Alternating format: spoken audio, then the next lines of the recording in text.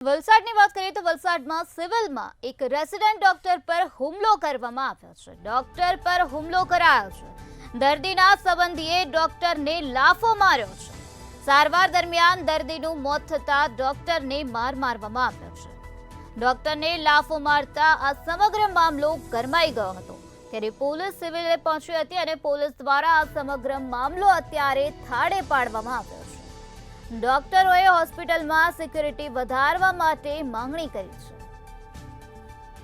વલસાડની civil હોસ્પિટલનો આ બનાવ સામે આવ્યો, જ્યાં સારવાર દરમિયાન દર્દીનું મોત નીપજ્યું, જેના કારણે ડોક્ટર પર હુમલો કરવામાં આવ્યો છે. ડોક્ટરને લાફો ઝીંકવામાં આવ્યો છે. દર્દીના સંબંધીએ ડોક્ટરને લાફો માર્યો છે.